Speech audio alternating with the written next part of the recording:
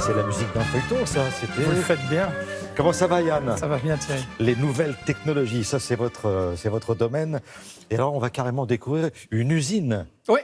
Une usine connectée. Une usine 4.0. Bon, ça se fait de plus en plus, mais celle-ci est une usine du futur. C'est une usine labellisée usine du futur. C'est pour ça qu'on voulait aller voir. Et qu'on voulait voir aussi comment on travaillait en harmonie entre non plus un ouvrier, mais un opérateur et les machines. Et notamment les machines qui sont équipées de technologies prédictives. C'est-à-dire qu'on est capable de dire à l'opérateur, attention, la machine est en surchauffe, il y a 80% de chances pour qu'elle tombe en panne dans tant de temps. Et donc, ce qui évite justement la panne. Vous allez voir également beaucoup de robots, et notamment comme des véhicules qui fonctionnent tout seuls à l'intérieur de l'usine et qui va donc éviter à l'opérateur de porter, bien entendu. Ça se fait de cette manière-là. Il y a énormément de choses. C'est assez intéressant à voir parce que c'est clairement l'usine de demain. Celle-là est encore une fois labellisée. C'est au Vaudreuil. Nous y sommes allés. Elle fabrique 40 000 contacteurs par an, je crois. On va regarder et puis je vous donnerai une ou deux petites précisions après. Regardez.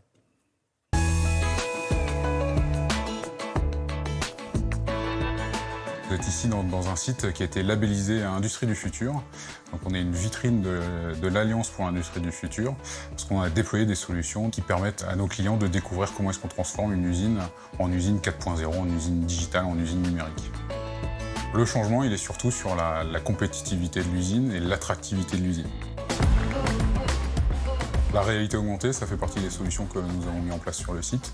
La réalité augmentée, c'est quoi? C'est de pouvoir scanner un environnement avec une tablette, avec un smartphone, et de recevoir plus d'informations. Alors, on est ici sur une ligne de fabrication automatisée sur laquelle on utilise la réalité augmentée via les tablettes. C'est des tablettes qui permettent à nos techniciens de production d'intervenir plus rapidement, car grâce à la tablette, en cas de panne, ils ont toutes les informations techniques sans avoir besoin d'ouvrir les machines. Ça leur permet de faire un diagnostic en quelques minutes et de gagner en temps et en sécurité puisqu'ils n'ont plus besoin de mettre les mains dans la machine pour faire le diagnostic. On a voulu changer la façon dont on faisait de la maintenance grâce à des outils de notre plateforme digitale qui permettent de générer de la prédiction. Grâce à ces solutions, on arrive à recevoir des alertes de prédiction de panne 2 à 3 heures avant que la panne arrive réellement. Le véhicule autonome nous a permis plusieurs choses dans notre atelier. Déjà de gagner en sécurité dans l'atelier. On a moins d'engins motorisés dans notre atelier, donc moins de possibilités d'erreurs de conduite. On a gagné également en efficacité, on a accéléré les temps de livraison. Et puis on a pu diminuer les stocks étant donné qu'on ne réapprovisionne plus. Ici sur le site du Vaudreuil, on a choisi de produire de l'énergie verte avec des panneaux solaires. On a également choisi de mettre en œuvre des solutions digitales qui ont permis de rendre le bâtiment intelligent. Les logiciels que l'on utilise pour gérer le bâtiment permettent de générer des paramétrages automatiques selon des seuils mini, des seuils maxi, et qui vont permettre au bâtiment de s'auto-gérer. Ici, on peut voir le système de climatisation de l'usine. Donc on voit qu'il est en fonctionnement, on voit si on a des alarmes ou non.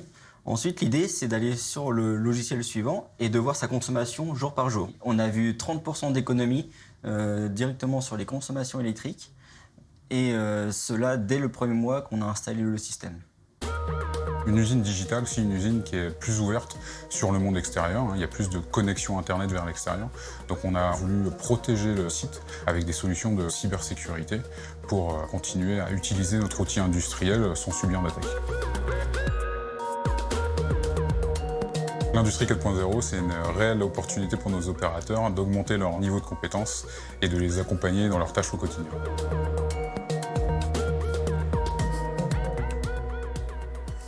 Bon, je souris, Yann, vous imaginez bien que tout ça, c'est mon domaine. Donc, bon, les fameux opérateurs là qu'on vient de voir, là, ça leur demande quand même des compétences...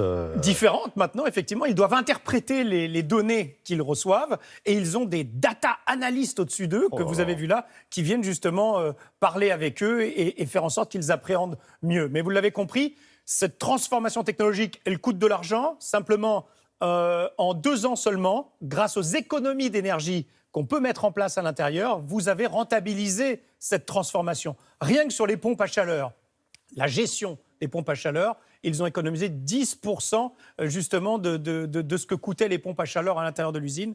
Voilà à quoi va ressembler donc l'usine du futur. Dans très peu de temps, ça va se généraliser. Bon, je vois qu'on ne manque pas d'humour dans cette usine, puisque les Ils portent des fameuses prénoms. machines... Ça vous a plu, Voilà, ça, hein? j'ai vu que Paul... Paul Pogba, bien sûr. Voilà. Merci beaucoup, c'est au Vaudreuil, hein, c'est ça? C'est exactement ça. Merci, et tous les renseignements, évidemment, sont sur le site de Télématin. N'hésitez pas à